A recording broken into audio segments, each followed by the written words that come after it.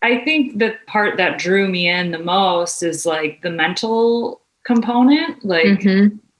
when you do a marathon, you have people cheering and you have your home to go to, you have a shower, you have Mm-hmm. food and when you're out on an ocean, you have none of that. So Mm-hmm.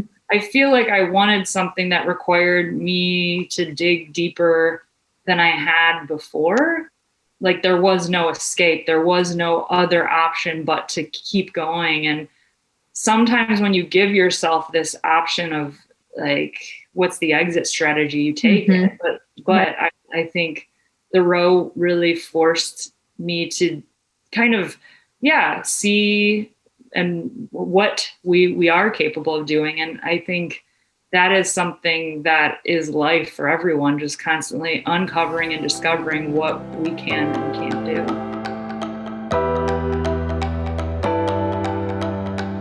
Hello, and welcome to Pursuing Health. I'm Dr. Julie Fouché, family physician and former CrossFit Games athlete.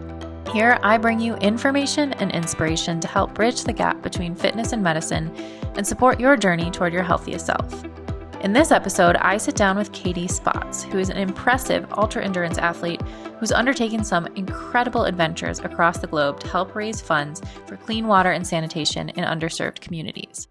Just a few highlights. At age 22, she rowed solo across the Atlantic Ocean in 70 days, becoming the youngest person ever to do so. In 2020, she became the first person to run 138 miles nonstop in 33 hours across the state of Maine. And also, by the way, in the process of training for this, she became the first woman to run across the entire states of Vermont and New Hampshire. She was also the first person to swim the length of the Allegheny River at 325 miles. She's cycled across the country. She's completed 5 ironman triathlons and countless marathons. Her next adventure will take her cycling across the coastline of Maine, 308 miles from the Canadian border to New Hampshire. I was excited to sit down with Katie and learn more about her motivation for taking on these challenges and what helps her persevere in times of great adversity. We also talked about how she's grown as a person through her experiences and how she's learned to find deeper meaning and fulfillment beyond her endurance accomplishments. Before we dive into the episode, I do want to make it clear that this podcast is for general information only and does not provide medical advice.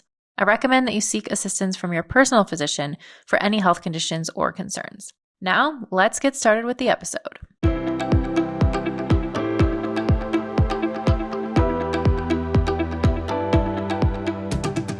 Welcome to Pursuing Health. I'm super excited to be here with Katie Spotz. So thank you so much for joining me. I'm really excited for this conversation. Thank you so much for having me. So just to start off with, you've obviously accomplished some incredible feats of endurance. And I have always said the thought of even running a marathon terrifies me. So I cannot even start to wrap my head around some of the things that you've done. And I have so many questions for you, but I thought we could start with just how did you start to realize that you had this passion for endurance challenges and start to set your sights on some of these incredible feats? So, yeah, like I never imagined that I would be doing endurance. And like as a kid growing up, I was more about like fun, adventure. I wasn't that competitive. And I had to take a gym class to get my high school diploma. Like I was doing this post-secondary enrollment option. And so I needed to take a gym class and I was just like, okay, I just want an easy A. So I saw a walking running class. Okay. I was like I was trying to like get it waived. Like I was Yeah. trying to do anything to get out of this class.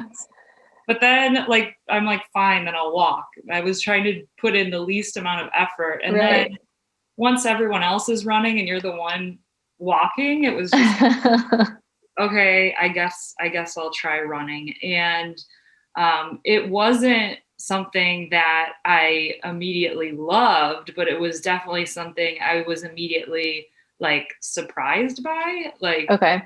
because I went from I never thought I could to, wow, our bodies are capable. We can do these things. And it's not just like, I didn't know anyone who would do that for fun. I didn't even like the idea of going out of your way to run in circles was just like ridiculous to me. And so it wasn't something I even knew my body was capable of doing. So Wow. that And you were how old at this time?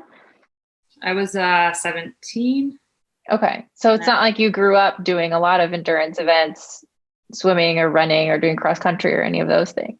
no, I No. definitely had a lot of energy, like just climbing and getting, Mm-hmm. climbing trees and doing things like that. But it wasn't really directed in any way.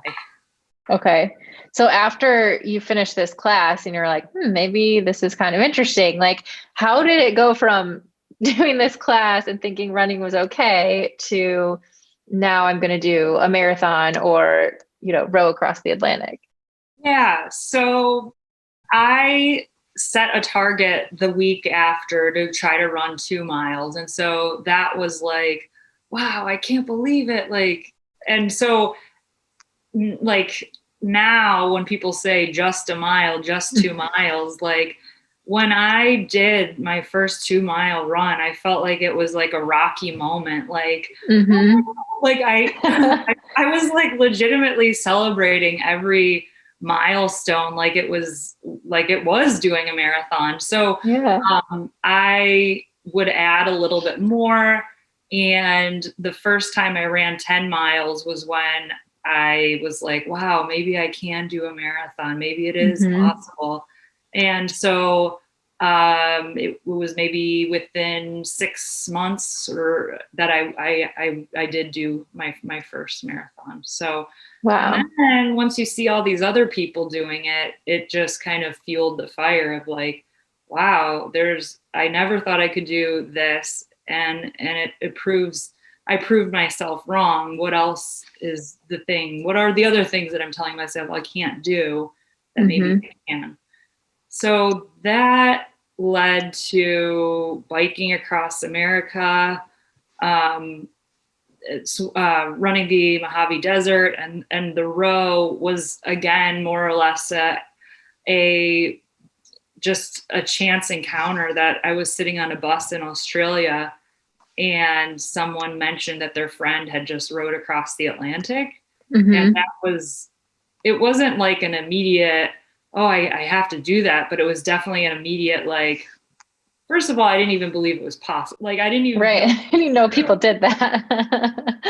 I never, because we got on the topic of endurance challenges, and I kind of, I felt like it was just like, oh, we're going to talk about cycling around the world and climbing Mount Everest and doing the Mm-hmm. AT and like all the things that you talk about when you talk about endurance. And, but that one just caught me so off guard. And it was something I could never forget. So that turned into like, looking online and looking at other people and what they did. And then it started with emailing them um, and then it became like imagining what it would be like, man, what would you see? What Mm-hmm. would you, and I think that the part that drew me in the most is like the mental component. Like Mm-hmm.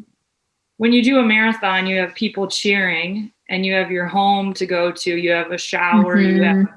food and when you're out on an ocean, you have none of that. So Mm-hmm. I feel like I wanted something that required me to dig deeper than I had before. Like there was no escape, there was no other option but to keep going. And sometimes when you give yourself this option of like what's the exit strategy, you take it. Mm-hmm. But I think the row really forced me to kind of see and what we are capable of doing. And I think that is something that is life for everyone, just constantly uncovering and discovering what we can and can't do. Wow, that's amazing. That's amazing. So at this time, like when you were sitting on the bus in Australia, had you ever even rode before? No. Oh my God. But And like, so then you yeah. get to this like research phase and looking at it, deciding like at what point, what point did you decide, yes, this is something I want to do? And then obviously there's so many aspects to this. There's the physical, you said the mental, there's the the elements, like being alone for so long and figuring out how to fuel yourself. How did you start to even approach training for that? And over what time period did you train before you actually went and did it? So I will say that, like I have done several Ironmans and I can train 20 hours a week. With the ocean row, I had to, most of the time was not training. It was like the logistics, making sure, like I could be the most fit person in the world, but without a rowboat, I'm not going to make it. Not going very far. So for me, the main priority was, are all the pieces in play to even get to the start line? But I was it was like my junior year. And so I did it like right after graduating from college. So one of the things that I did in preparation was like, I studied business. And so I even put together like a business plan and like, I like that part of it. Like there's a lot of planning and thinking and strategy. And like, that was my first step. I think it would be hard not to like do that before beginning. And of course I never knew what was going to happen. And with in terms of like sponsors but for me it gave me a bit of a sense of like control over something that you have very little control over. Just kind of just putting the word out there. And so 2 years is what it took. Wow. And I think, a lot of my audience here are people who do CrossFit, and probably our exposure to rowing is on an erg, that's not in the water, that doesn't have oars. And probably the longest distance we've seen in the CrossFit Games one year, there was a half marathon row. And then a couple of years later, they did a marathon row, which just seemed to like blow everybody's mind, to row for, a couple hours. And so like just imagining rowing, what did you row, like 10 or 12 hours a day for 70 days is just an incredible feat of physical strength, let alone all the other ways that it challenged you. I mean, it was a good sport to be doing all day versus, I've done biking all day, running all day, swimming all day. Swimming would be another good, like if you wanted to do one sport all day, because it gets I think in terms of injury, running, then maybe cycling, just because I don't know any cyclist that hasn't gotten in an accident, and rowing, and then maybe swimming. But like you're using your, I mean, that's one thing that people would be like, wow, your arms must have been jacked. I was like, if you're rowing, you're using your legs and your back. And you're using your arms, you're not rowing correctly. But I think if I did have a rowing background, it would have been very frustrating, because the best way to describe ocean rowing is trying to row while like riding a bull, like you're completely unstable. It's not like when you see rowing, like it's flat water, it's graceful, everything's in sync, and it's definitely not like that. But yeah, I did do CrossFit for in the winter, just when I was doing the Ironmans, and we had to do some rowing, and like one of the instructors didn't know about my background. He's like, "Oh, you look like you could row." I'm like, "Yeah, okay." I've done a fair amount. Yeah. That's hilarious. That's so great.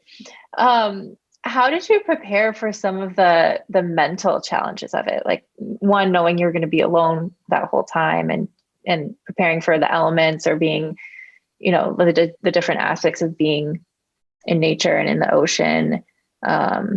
What were some of the ways that you tried to prepare for that part? So I did work with a sports psychologist, and that was really helpful to kind of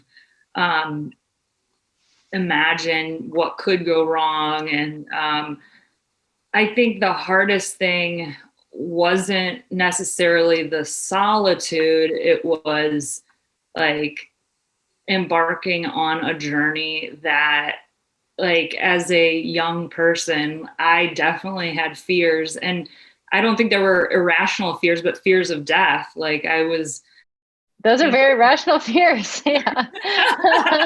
Going out on the ocean by yourself. so I was very aware. And like, I think the hardest part of that journey was like, some of the hard moments were at the Cleveland Hopkins airport when my whole family was there. And then I went to the other side of the gate, and then we all looked back because we were like, okay, just like trying to take that mental picture because you don't know if that's like the last one. And I think it was really hard for any of my family to be in Africa and to leave. So that was really like the more challenging part mentally. Was like, going into a situation that you didn't know that if you would come back from.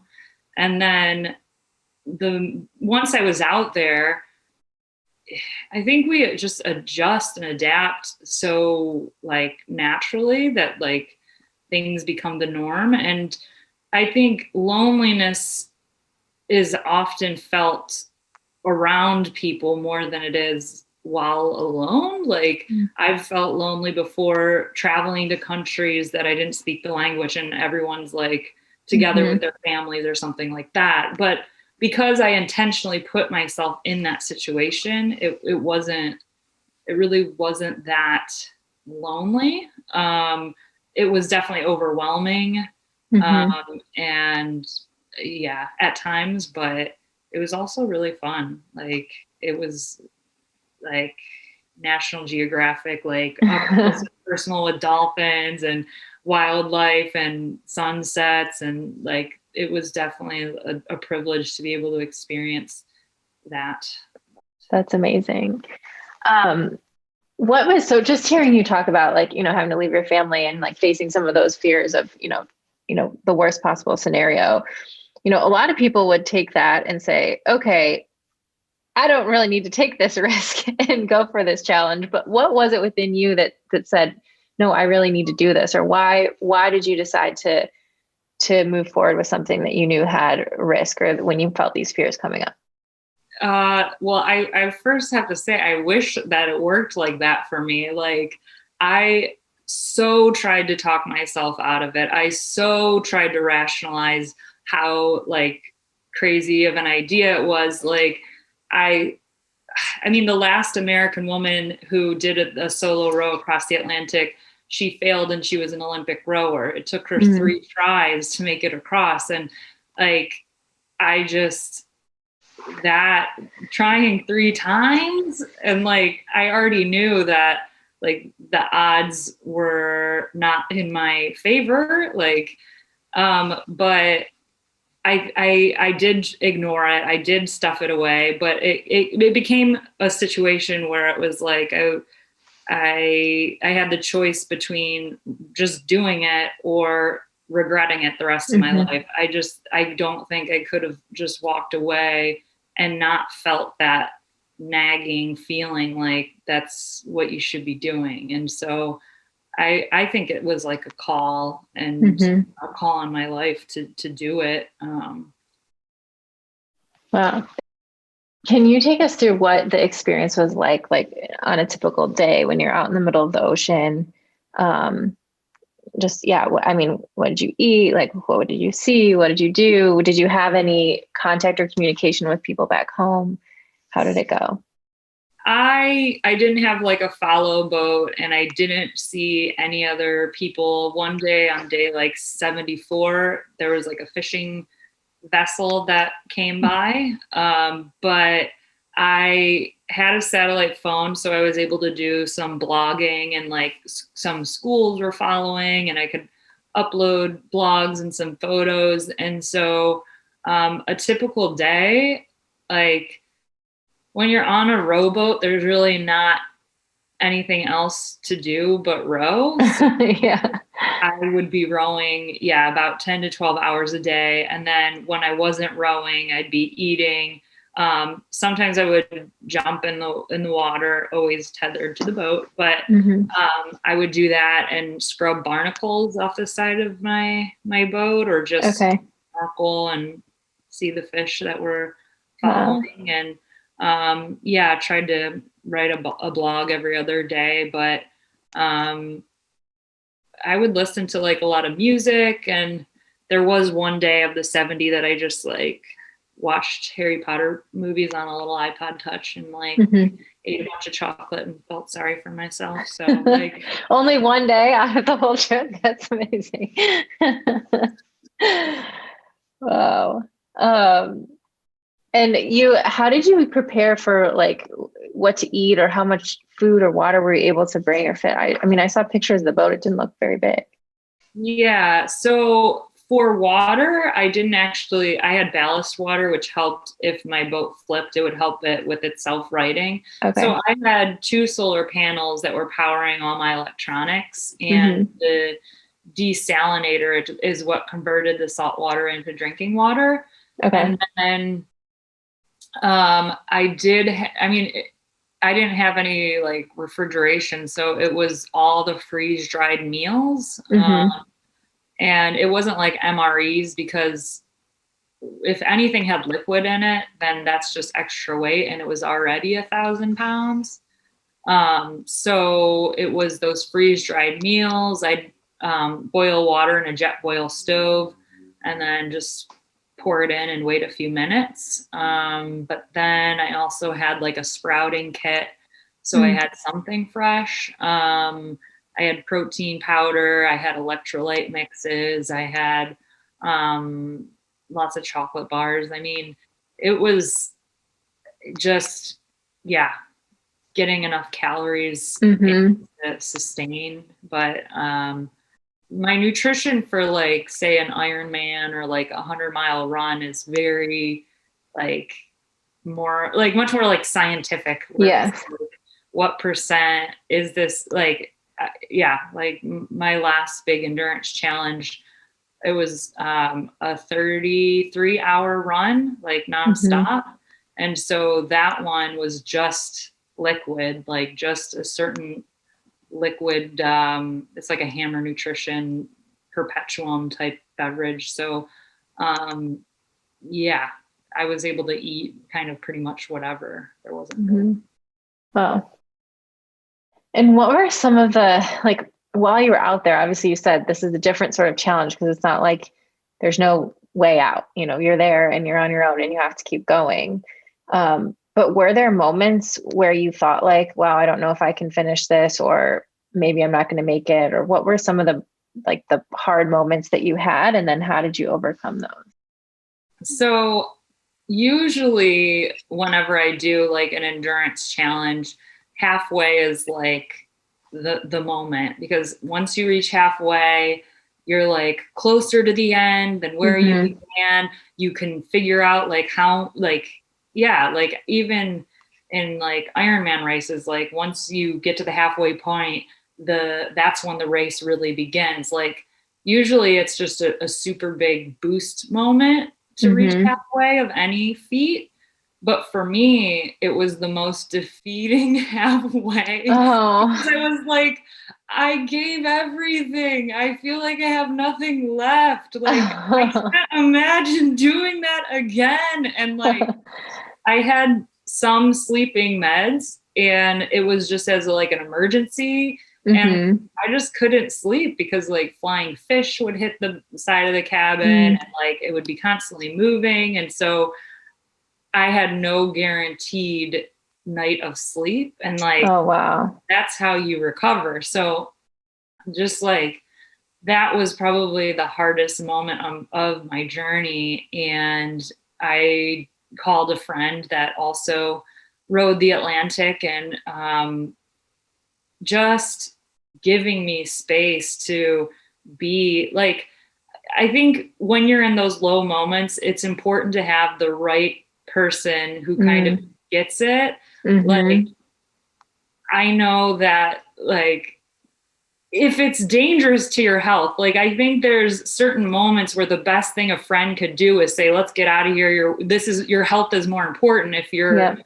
if you're risking your long-term health for this one-time race, then, Mm-hmm. but in this situation, that's not really what I needed. I just needed to be heard. I needed to feel understood. Mm-hmm. And because he also rode the Atlantic, I think that was really reassuring to know that you could feel like this. And so, um, yeah, I think now looking back, it's like that is the moment where you discover your limits, because if you don't hit those walls, you don't know what's beyond it. So like to me, those moments are almost the ones you want to lean into. Those are the moments where you get to be like, wow, this is another level. These are the moments where um, those moments were what the challenge was all about, Mm-hmm. to say hello, to watch it pass, and then just Mm-hmm. keep going. So I definitely, um, you know, some of the worst times to make decisions are when you're like tired or hungry Mm-hmm. or frustrated or emotional. So in that moment, all I needed really was to feel the feeling and just Mm-hmm. stay true to what I was out there to do. Wow. And I love that concept of having the right people there to talk to in those moments, because it's so true.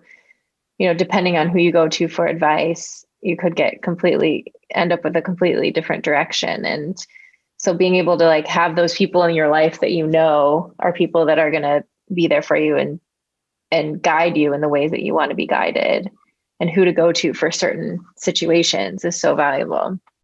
Oh yeah, definitely. I mean, it's a hard position to be in, because like the people that care about you the most don't want you to suffer and struggle, and Right. they want to take that away, but also see that there's a strength, that there's more in you to give. And Mm-hmm. so um I mean, it would be like pretty shocking to not go through that. Mm-hmm. So I think, um, yeah, yeah, it was definitely a Mm-hmm. gift to be able to have someone and have people to go to. For sure. And so what was the point where you knew you were so close to the finish line, you knew you were going to finish, and then what did it feel like to finally reach the shoreline? So, okay, so I was about 100 miles away, and I had like 25-foot waves. And so I was like, oh, shoot, I won't be able Mm. to land, because I would need a boat to tow me in. Otherwise, Okay. you have to have, first of all, there's not many places to land, and you kind Mm-hmm. of have to land in an official port or Mm-hmm. like, and if I tried going to land, then I would need a towboat. And if it was Mm. a towboat, it would not be a solo row. Right. That defeats the purpose So, of everything you worked so hard so for. I ended up adding 400 more miles and rowing two countries west, because my weather guy, we were like, we knew that it was hit or miss, like with the currents, because there Mm-hmm. was a strong current there. But yeah, we knew that there was another option, and that was to keep rowing to Georgetown, Guyana. And Okay. that ended up being a better place. Just, yeah, it was, I wasn't fighting any big waves. And so my end was longer than I expected, but I packed for like 70 to 100 days, and the journey ended up being 70 days. So yeah, in terms of making that decision and factoring in what I still had left, Mm-hmm. the only thing I ran out of at that point was like Snickers bars, Well, but other than that, I was good. bummer. Well, that's a good motivation to get to shore then, I guess. Yeah, yeah. That's amazing. Wow. So I've seen you talk about then what life was like after coming home and after that accomplishment, obviously tons of attention and everybody wanting to hear your story and talk to you. And then you sort of went through this period of feeling sort of empty, like you had made this huge accomplishment, but still were feeling really down. And I can only relate it to talking to, or experiencing people talking to people who've experienced other big achievements, like Olympic athletes after the Olympics, and like very young, and feeling like, wow, now what is my life's purpose, or what is it that gives me meaning? And so I'd love to talk more about that and what that period was like for you, and then how you ended up kind of digging deeper and finding your meaning and your purpose that you have now. Yeah. So it was definitely like very like to reach that, and then to have feelings of like, well, what's the point? Like, and I think that what I can identify or see in myself was like my identity and my worth was in endurance. Like I'm only as good as how many miles I can run. Mm-hmm. And so that I think like, well, now I am a Christian, and one of my friends who is also like from Cleveland, and we Mm-hmm. did some volunteer work together, working for a nonprofit, and it was really just her sharing her faith and doing it in a way that I knew like rules, and what she was Mm-hmm. sharing was more like relationship. And it was just like this curiosity. And so she invited me to her church, and it was, yeah, it was really just like becoming a Christian that it made me aware and made me see that there's more, and that like, yeah, that my Mm-hmm. purpose and my identity is in Christ. And so um yeah. That's so beautiful. And I can relate on so many levels, because and I think so many people listening can too, because I think it's so easy to make achieving sort of the focus, and that can seem like it's giving you purpose, and you do one achievement and then you move on to what's next, and you're constantly chasing the next thing. And, you talk about in endurance, how many miles have you run? But I think for people doing CrossFit, it could be, how much weight am I lifting, or how many times did I work out this week, or what's my time on my Fran time, or whatever it might be that you're constantly chasing. And then realizing that, chasing these achievements, like it's almost like you're trying to fill something else that isn't there. And so I think I heard you talk about in a video about this lie that love is earned, and realizing that, you always have when you no longer attach that, and you have this like never ending love from God, you can be free from sort of that, feeling like you need to be constantly chasing something that those achievements are giving you worth or meaning in your life.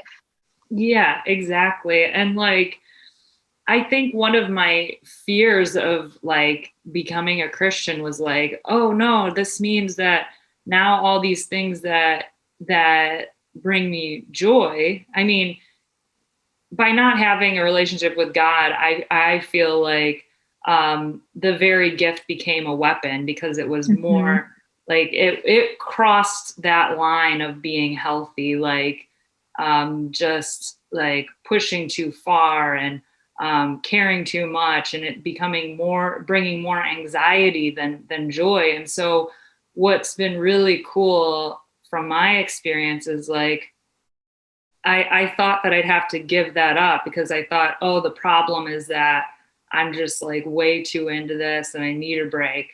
But now I see like, because God comes first and endurance is, not the God. Like I almost Mm-hmm. feel like unless God, something else becomes your God, whatever you Mm-hmm. focus on, whatever most of your attention is almost like your God, whatever you're worshiping or dedicating your energy towards. So what I've experienced now is like, because it's not number one, it's kind of a greater joy than what it was when I didn't. So does that make sense? Totally. And it's like it's almost like you get more joy from it, and you can even sometimes push yourself further, because it's like just a way of sharing your gifts, or like being able to express that love, instead of feeling like it's this fear or anxiety that like you have to keep going or doing better, or like somebody's gonna, even like thinking about what other people might think about your performance. It's like that kind of stuff starts to fall away. And I can totally relate too on what you said about going from rules to a personal relationship, because I think that is the exact same thing that happened for me. I think I had heard you say before that you grew up Catholic, and I was the same. And for me, religion was always about these rules. But then when I finally started to have and understand more of this personal relationship, it just completely changed and brought on so much more meaning for how I was living my life. So that's amazing. You said that after sort of having this personal relationship with God, you started to look back at your life and realize some of the moments that God was with you during the things that you had done before. Can you give any examples of that? Like, what are some of those moments that you see? So like, it could even be like, I mean, looking back at the row, like God's hand is in all things, but like, I remember like a moment where I was reaching the 4th way mark and I wanted to do something to celebrate, and I wasn't sure what it was and what to do. And then like a pod of dolphins surrounded my boat. And I think, yeah, it's easy to say that this is just like chance or coincidence, but like there's so many moments like that. And then just like hard moments too, like just redirecting me when I thought it was the end. It wasn't. It was just kind of opening up a different door and bringing me into a different direction. That's beautiful. Yeah, I can relate to that too. Just seeing these things that seem like coincidences, but once you see enough of them and you just know, like you have this feeling like this is not just a coincidence. And also how you describe that moment, like, one of your hardest moments out there on the water, like being able to understand and appreciate how those are the moments that are shaping you and making you better. And like you said, those are the moments you want. You wouldn't have expected to do this and not have those moments. So it gives you a different appreciation for when you experience struggle or challenge. I have like a lot of friends that are more like engineering, like our brains, I don't know, it's like more like that. And so whenever, we always are reminding ourselves like, it's because we're human and feel be felt. That's all you do. You just feel them. Like, yes, you don't do anything. You don't change your whole life because you feel something. No, you feel them because we're not robots. Oh, it's so true. It's so true. That's something I've been learning in my life a lot, because I think before I tried to be a robot and tried to think like, oh, you can control everything. And you end up numbing so many emotions when, yeah, there's painful emotions, but there's also amazing, beautiful emotions that you are depriving yourself of when you numb everything. Yeah. And that's just part of being human, like you said. I also want to touch a little bit on body image, because you've talked too about how endurance and especially ultra running has helped you to really switch your focus and your mentality from like looking at what your body is capable of doing and accomplishing instead of necessarily what it looks like. And I think that's something that CrossFit did for me, and I think it's done for a lot of other people who are listening. And so could you talk just about that process for you and how you now think about your body and your body image? So, yeah, I think it was definitely really challenging at first, because it was like, I mean, even right before the row, there was something in like the New York Times, and it was like, she doesn't look like she could do it. She doesn't have like, like it was just like saying how we didn't have big muscles. I was like, I don't know. Okay. Well, watch me. Yeah. Like, sometimes I'll do like speaking engagements and it's like after the fact and people will be like, you don't look like, it doesn't look like, you know, like my veins aren't popping out at them. I don't know what I'm supposed to look like, but I don't match their expectation. And so 20-year-old Katie, like definitely like was like, oh, I should change, or I don't know. I was more concerned like in that way. But and even I mean it's definitely something that isn't something you have to continue to practice, is like re-guiding and redirecting your focus. And like even before this last ultra marathon, it was like 138 miles running nonstop. And I was like, okay, I'm just going to lose 5 or 10 pounds and then I'll train for it. And then because like usually it's like you focus on that before you focus on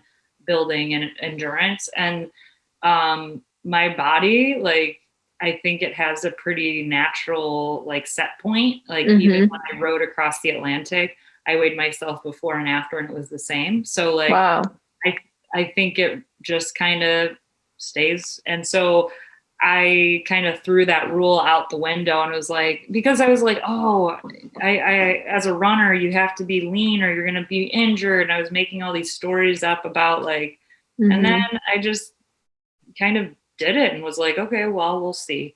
And I didn't have to become smaller just to be able to do something big. And so our bodies can do so many amazing things. And it's almost like, sorry body for like telling you you need to be something that you're not. And so I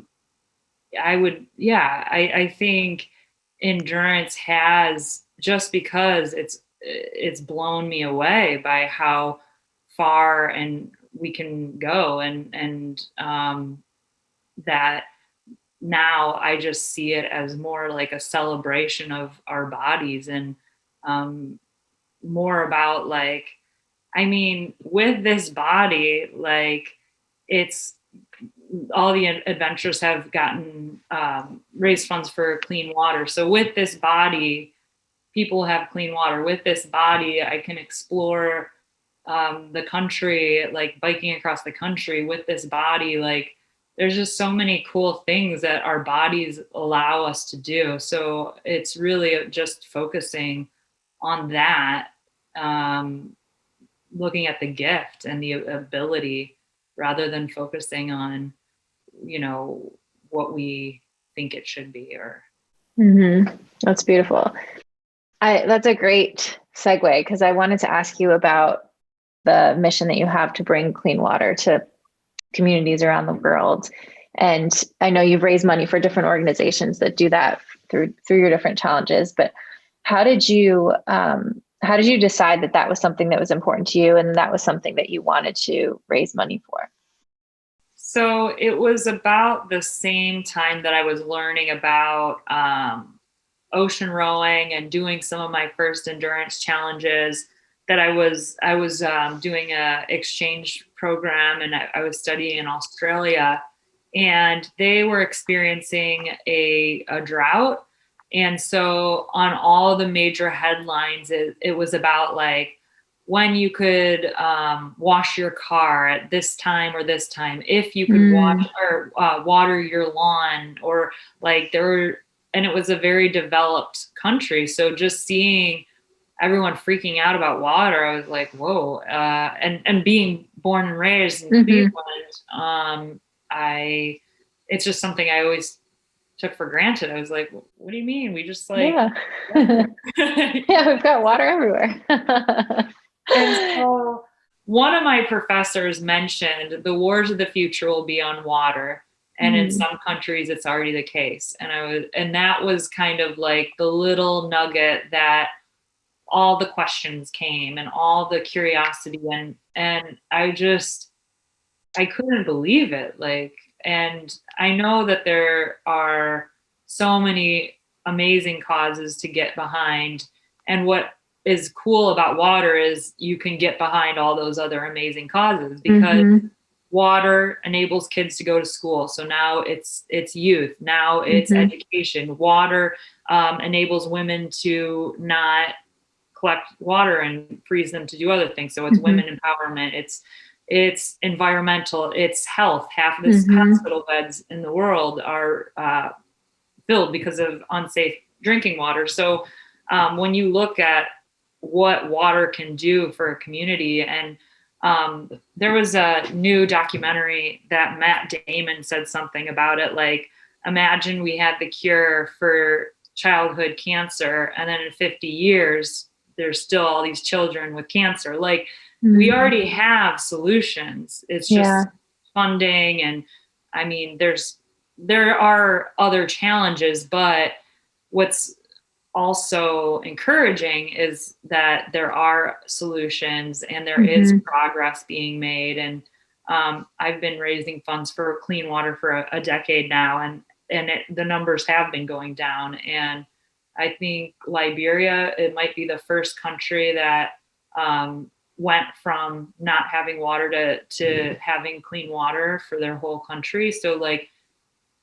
wow, things are happening, and it doesn't take much. Like, some of the solutions are as little as like $20 for $10 or $20 for 10 years worth of clean water, depending on the filtration system. But usually with the water projects, it's also includes hygiene and hygiene education and like sanitation. So it's not just here's clean water. It's okay, here's clean water. Here's how washing your hands here, and here's so going to the bathroom so that their water source can stay clean.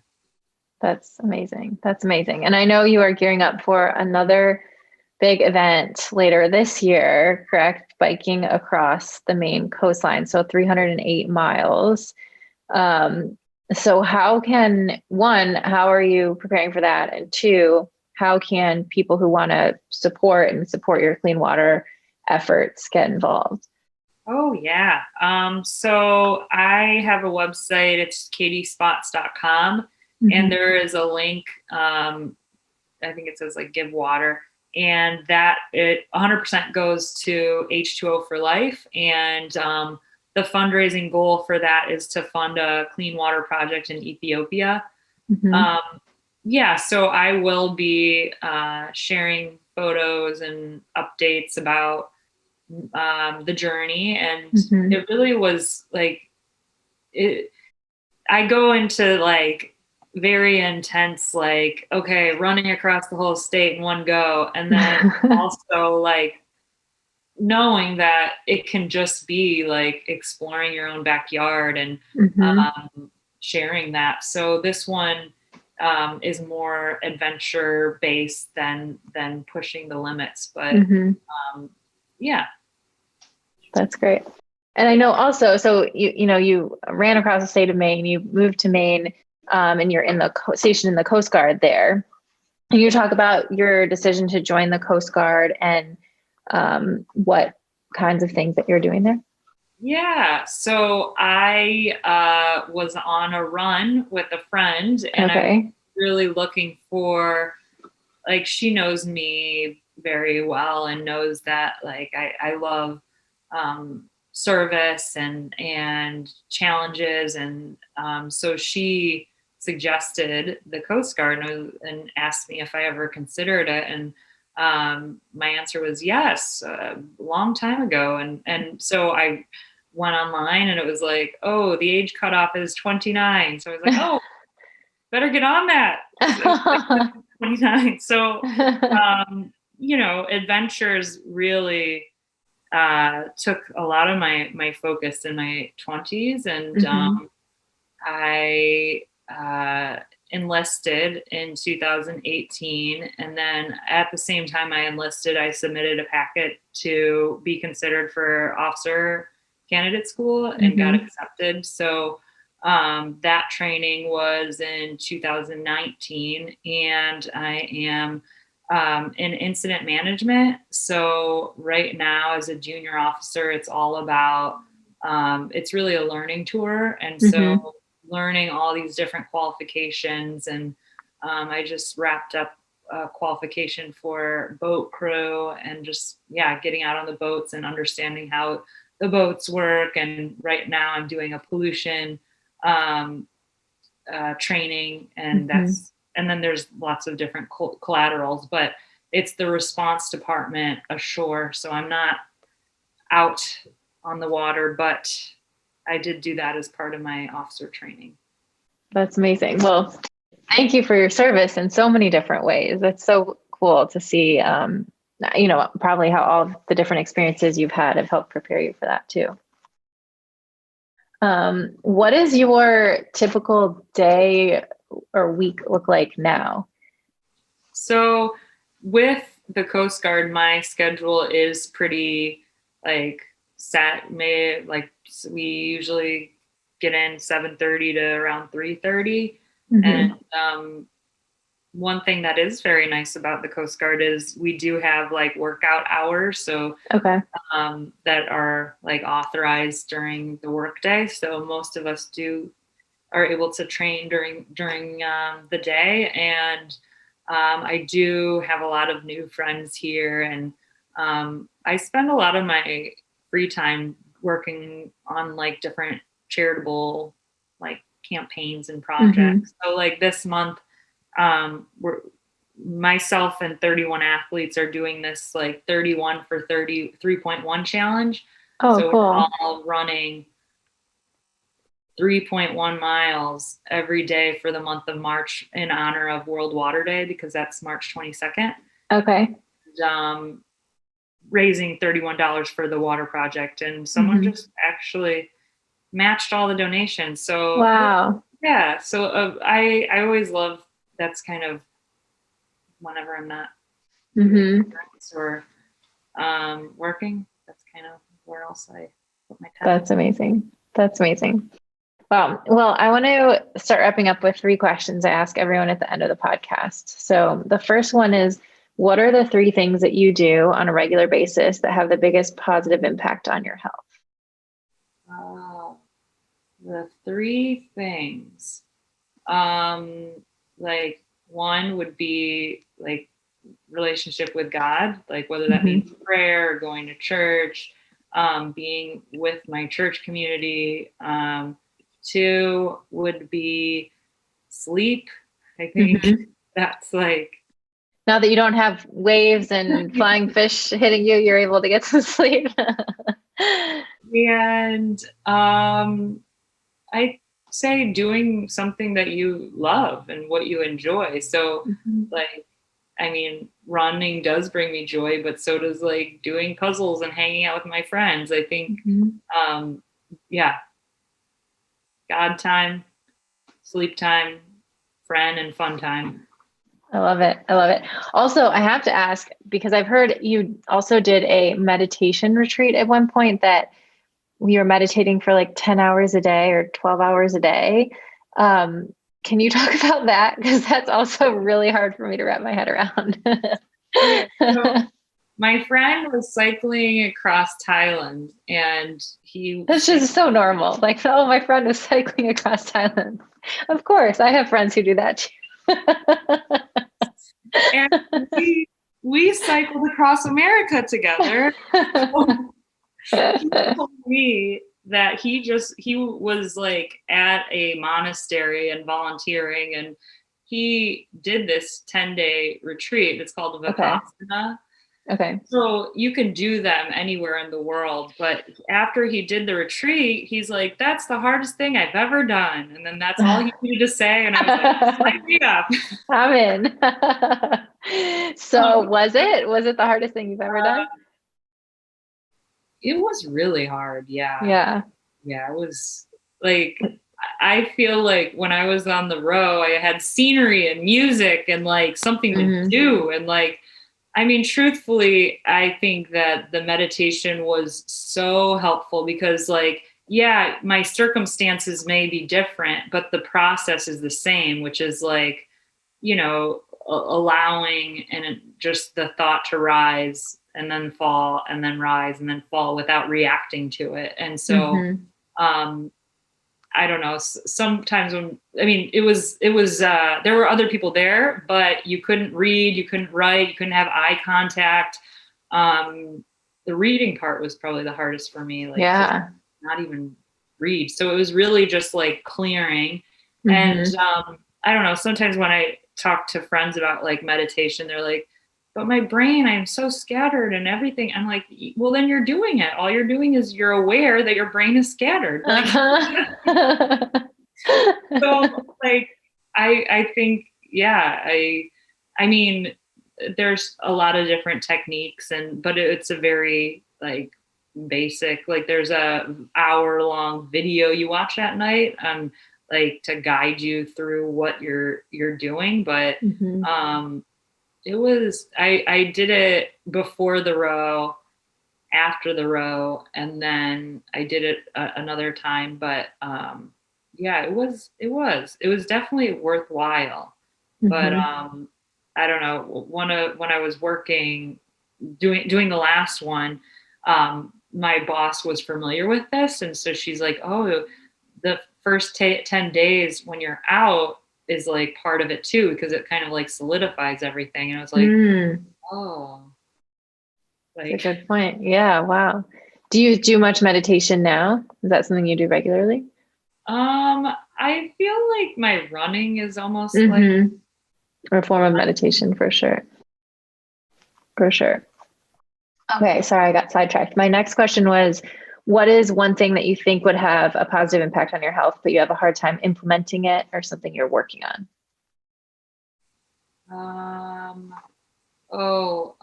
One thing I'm working on that would have a positive impact is prioritizing and saying no. Like, yes. That's hard. That's hard. I'm sure we can all get better at that. That's great. All right. My last question is, what does a healthy life look like to you, Katie? Let's see. I guess like the most important thing is your mind, right? Like, and so I think the healthiest place that I can imagine is like caring more about God's will than my own. And like God does will for us. Like he does say that our bodies are temples and to treat it as such. So like, I think, just to put God first. Yeah, I love it. That's a beautiful note to end on. Well, thank you so much. This has been great. And it's been so great to hear about sort of the inside story of so many of the accomplishments that you've had, because like you said, you might see, okay, here's Katie Spotz who's accomplished all these incredible endurance feats, but there's so much more to who you are as a person and everything that went into it, and like who you are that allowed you to be able to accomplish those things that I'm excited for people to be able to learn from. Thank you so much.